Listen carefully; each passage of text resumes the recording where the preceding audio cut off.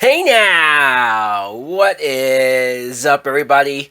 My name is Mike Brown, aka Review King MB, and this is my 31 days of horror movie reviews. And I just got done watching a film that I had never seen before now. It's one of those films that I guess I've always been curious about. I've always wondered about. I've seen the remake a few times, so obviously that was in my head. And because of how old this movie is, I'm not sure I was expecting much from it. I'm talking about The Fly, the 1958 version. This might be the second oldest movie I've ever reviewed because I reviewed The Wizard of Oz, of course, but I don't know if there's anything else older than that. So this film, it's directed by Kurt Newman, and when I say I wasn't expecting much from it, I don't want to sound like there's no good movies pre 1980. Or I mean, I know that's probably how I sound or come across, but I can't deny or pretend like there's not some uh, level of less interest in me just thinking about watching a movie that's that old. That's not me saying they don't exist, good movies. It's just my level of interest actively going to watch them on my own. However, I am glad I made the time to watch this film because we have Vincent Price, which I don't, as much as I know Vincent Price or I'm aware of him, I know his legend, I know like the stuff that he's been about. I don't know if I've ever watched a full movie with Vincent Price. Maybe I have, but I don't know. He plays his character Francois, who gets a phone call from his brother's wife, Helen, that basically she killed his brother, her husband. And he's like, what the fuck? All right. And she's like, you have to call the cops. You have to do this. You have to do that. You won't believe what happened. So they call the cops and they go there and they see his dead body. I mean, it's mangled. But yeah, it's him. And so now it's almost like a murder mystery. This is like the beginning of the movie. It's a murder mystery of like why did the wife kill the husband, the brother? Like what happened? 'Cause she's very weird about it. She doesn't seem sad or remorseful. She's acting like it's something that had to be done or it's something that the husband wanted. And so as you're trying to figure this out, whether or not she's crazy, she tells them the story, and the movie flashes back to see the events of how her husband slowly turned himself into a fly man. That's what this movie is. If you haven't seen it, this movie was wild. It was crazy. And not in the same way that the remake is. Now, I'm not going to compare too much.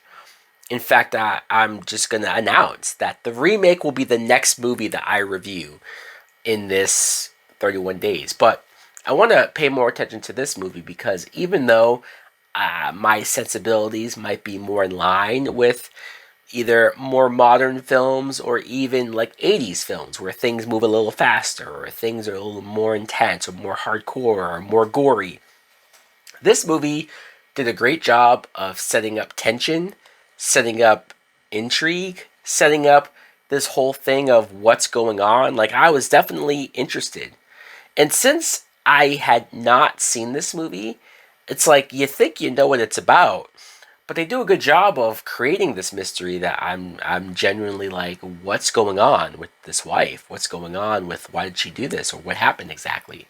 So that was all set up and handled well. And then when you get to the flashback and you see her with the husband, who's Andre, played by David Hedison, you see that he actually seems like, for a second, it seems like they're straight out of a 1950s sitcom, right? This happy family, they seem rich, well off, they have maids, that like nice house, they have a son, and they seem like they're happy. But then Andre gets wrapped up into his experiments, he finally tells his wife that what he's been working on. And he has this whole downstairs basement area where he's turned it into so much electronics. And he tells her that he's successfully created like a teleportation device where he can take one object and transport it to like another room. And first he demonstrates it with an ashtray. Ashtray, bitch. And but you see that it's like, oh, yeah, it worked, but the made in Japan thing now is backwards. So now he's freaked out about that. He has to perfect this. He has to get this right. There is one scene where this motherfucker takes the house cat. And I don't really give a shit about cats. In fact, I'm allergic to cats. So believe me, I'm not sitting here loving cats all day. But when I saw him look at this cat and look back at the machine and look back at the cat, I out loud said, don't you dare. Don't you fucking do it. And so, of course, he does it. He tries with the cat. And this actually got me. Because when he does it to the cat disappears, right? And then you expect the cat to be into the other device, but the cat's not there. Something went wrong. And you can literally hear the cat meowing as basically its soul or its particles, its molecular structure is out there into the space-time continuum, lost. I'm like, that's fucking dark as shit. That's crazy. So, of course, he works more and more on this. I'm just talking about this because I was fascinated by where this went. He's more and more obsessed. So what do you expect him to do? Obviously, he's going to test it on himself. And when he tests it on himself, you don't see it. It's like you see it all from the wife's point of view. Once again, I liked how they did it because it made it more creepy, more subtle, more like a slow build and a slow reveal. He kept himself locked into the room. He wouldn't show himself to her. When he did finally try to talk to her, he had a rag over his face and he was talking to her through the typewriter. And then the reveal, because it takes a while, like it takes a long time for you to see finally what this guy looks like under the rag. There's a quick hint that he has a hand that looks like a fucking fly hand. And you're like, what?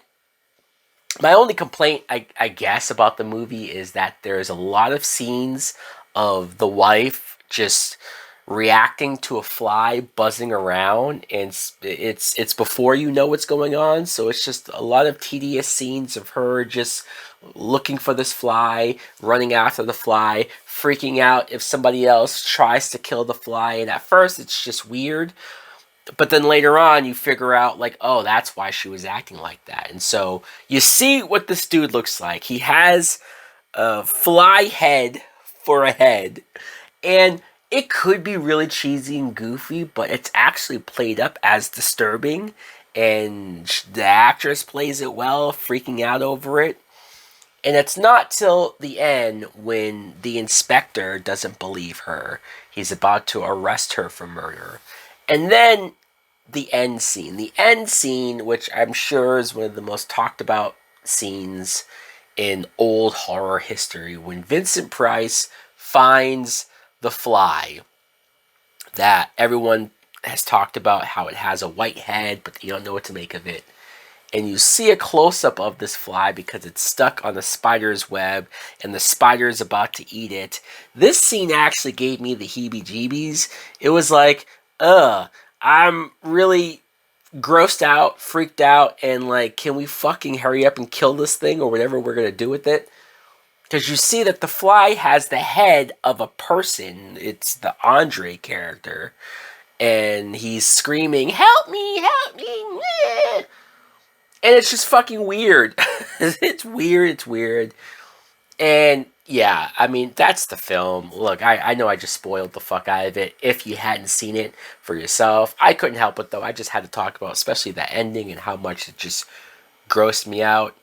Overall, though, I kind of enjoyed this movie. I mean, I'm surprised. I'm not going to say I'm going to be watching it all the fucking time. And I definitely prefer the remake because I saw that first, and it's more modern, I guess, in comparison. But for being a film that I wasn't expecting much from, I actually was into it. So guys, let me know in the comments below if you too have seen The Fly, the 1958 version. What do you think of it? Do you like it? Do you love it? Thanks for watching. Like, comment, subscribe. Later! Swimming in beers, I've been through it all, let me trickle a tear. In case you didn't know, I was living sarcastic. A motherfucking monster, something Jurassic. Had to wrap the whole entire bed in plastic. Slumping in skates when she fucking with raptors. Killing and a drilling and I'm sipping on the 4-0. Listen by a whole entire motherfucking torso. Oh, what a rush, sniffing some more blow. Let the bitch bleed and I'm making a porno. I'ma keep it going a few times before I pass out. Wake up in the morning, realize I'm black.